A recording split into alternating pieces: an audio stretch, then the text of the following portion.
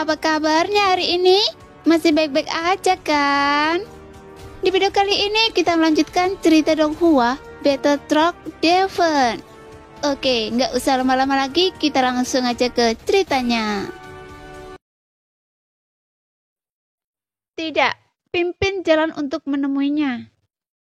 Shen mendengus dingin dan aura yang kuat meletus lagi yang membuat wanita rubah yang memimpin ketakutan.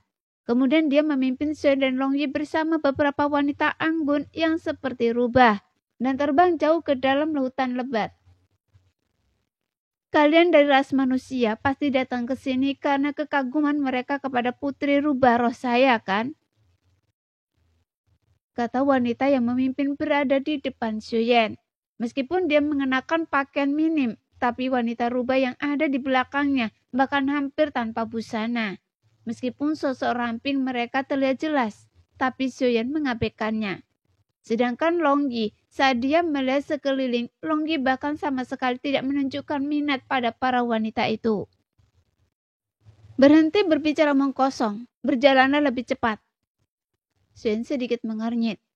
Karena para wanita rubah ini bergerak terlalu lambat, sehingga setelah dimarahi, wanita rubah itu tak berani berkata apa-apa lagi dan mempercepat langkahnya.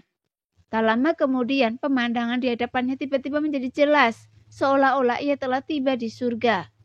Pemandangan itu bagaikan lukisan pemandangan dengan gunung, sungai, dan jembatan-jembatan kecil yang mengalir di air. Dan ada banyak wanita rubah terlihat mempertahankan bentuk manusia. Semuanya anggun dan cantik, dan istana-istana yang mereka bangun sangat indah.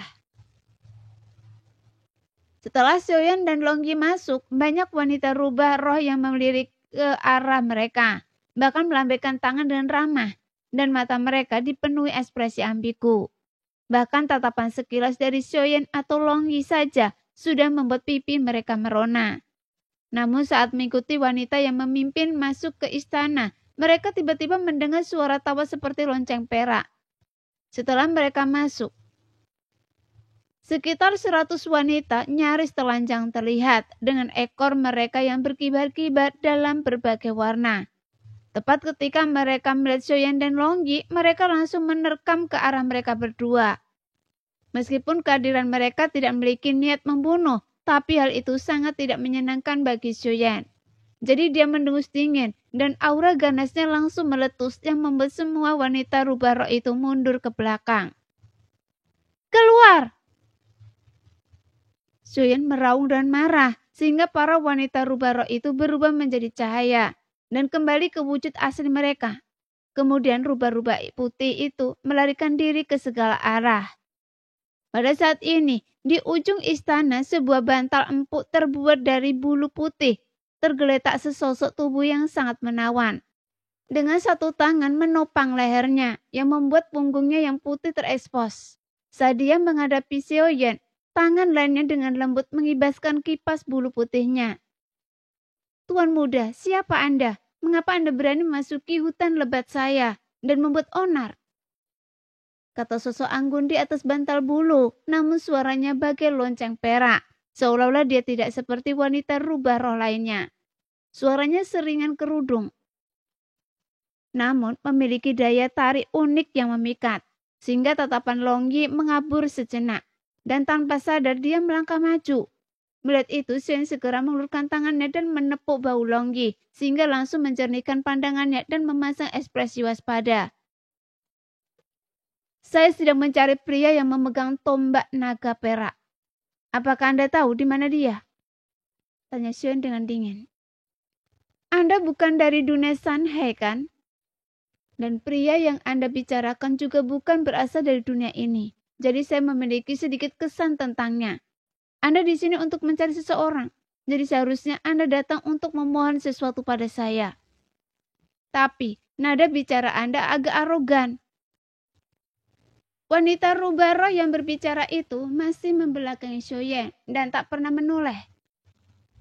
Saat saya baru saja masuk ke sini, tapi Anda sudah menggunakan ilusi pada saya. Jadi bagaimana saya bisa bersikap sopan? Kalau Anda tak ingin klan Anda musnah, jangan coba-coba. Setelah Soyen selesai berbicara, dia mendengus dingin. Kemudian 3 naga api tiba-tiba muncul dari sekelilingnya. Namun bukannya Soyen tidak ingin bersikap sopan. Tapi jika dia tidak memiliki kekuatan jiwa alam kekosongan, dia mungkin tidak akan bisa mencapai istana. Bagaimanapun kelompok rubah roh ini tidak sebaik kelihatannya. Karena mereka jauh dari sederhana. Meskipun tempat ini tampak damai, tapi sebenarnya tercium bau darah yang tak terbantahkan. Adapun alasan mengapa saat Soyen dan Longyi masuk, para wanita rubah ini berubah menjadi wujud manusia dan hanya mengenakan pakaian minim. Itu sebenarnya mereka benar-benar ingin berkultivasi ganda dengan manusia. Tapi tujuan mereka adalah melap manusia. Karena Soyen hampir yakin bahwa ras manusia di dunia Sanhe berada di lapisan terbawah masyarakat dan dianggap sebagai santapan lezat oleh ras-ras ini. Jika itu yang Anda katakan, Tuan Muda, maka jangan salahkan saya karena bersikap kasar. Begitu kata-kata itu terucap, sosok anggun di atas bantal bulu putih itu tiba-tiba berbalik. Kemudian mata merah mudanya berkilauan dengan cahaya aneh dan langsung menyelimuti Soyen dan Longyi. Seketika Soyen tiba-tiba merasakan dunia berputar. Kemudian pandangannya berubah dalam sekejap. Bersamaan dengan itu, sebuah kepala rubah putih raksasa muncul dan berputar-putar ke arah Soyen dan Longyi. Goyan, dia memamerkan keahliannya di depan Anda. Kenapa Anda tidak memamerkan kekuatan Anda yang lebih hebat? Teriak Soyen dengan ganas. Saat suara Soyen keluar, tiba-tiba kilatan cahaya biru menyapu kepala rubah putih itu dan menyebabkan kepala rubah besar itu hancur dalam sekejap. Kemudian jeritan tajam dan menusuk pun menyusul. Bunuh 1000 pisau sialan. Apakah kita akhirnya sampai di dunia gunung dan lautan? Kata Goyan dengan marah. Sialan, saya bisa merasakan pecahan tubuh saya yang lain di sini. Jika saya bisa menyatukan tubuh saya kembali, saya pasti akan menghancurkan mereka. Saat penglihatan Soyen lebih normal, dia melihat Goyan sangat gembira. Namun sosok di atas bantal bulu putih di hadapannya sedikit gemetar dan menatap Goyan dengan ngeri. Hal aneh apa ini? Bisa langsung menghancurkan ilusi saya, kata wanita rubah putih itu dengan ketakutan. Saya datang ke sini tanpa niat jahat dan hanya mencari seseorang. Jika Anda masih berniat melap kami, maka jangan salahkan saya karena bersikap kejam. Sambil berbicara, Soyen menghentakkan kakinya dan seketika tempat itu dilalap nyala api yang dahsyat, seolah-olah seluruh istana terbakar, yang membuat jeritan yang tak terhitung jumlahnya bergema. Tuan Muda, tunggu sebentar. Ini memang salah saya. Apakah Anda cari adalah pria ini? Wanita rubah roh di atas bantal bulu putih akhirnya berdiri. Dia mengenakan kain kasah merah keemasan, bahkan tidak setebal cahaya matahari terbenam. Lekuk tubuhnya di balik kain kasah itu lebih mempesona daripada cahaya bulan. Kakinya yang telanjang dihiasi bulu-bulu kemasan di pergelangan kakinya, menghasilkan suara yang merdu di setiap gerakan lembutnya. Matanya bulat seperti ember, lebih berkilau daripada batu permata. Sudut-sudut mulutnya sedikit melengkung, seolah senyum menawan selalu tersungging di bibirnya. Dan aura yang dipancarkannya adalah aura seorang keabadian kaisar. Meskipun kekuatan jiwanya belum mencapai alam kekosongan, tapi auranya sudah mendekati puncaknya. Jadi kekuatan jiwanya memang luar biasa dahsyat. Setelah wanita rubah roh itu selesai berbicara, dia menjentikan jarinya dan sesosok bayangan muncul di depan mata Soyen. Pria itu mengenakan jubah panjang, memegang kendi anggur dengan sikap acuh tak acuh. Jelas sosok itu tak lain adalah Raja Tiansang. Apakah dia masih di sini? Tanya Soyen dan tatapannya tertuju pada putri klan rubah cahaya itu. Karena jika pihak lain ingin menipunya, semakin kuat ilusinya, maka semakin baik tipuannya. Dan Soyen tidak akan menyadarinya. Tidak, tapi saya tahu kemana dia pergi.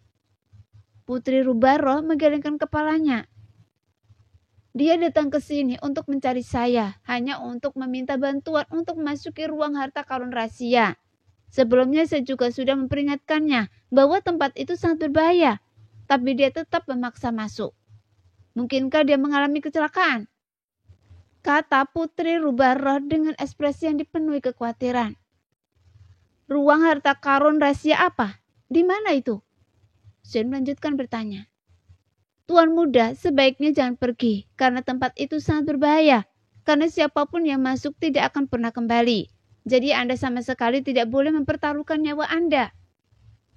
Saat ini Putri Rubah Roh sangat lembut, sehingga ketulusan di wajahnya sudah ditebak.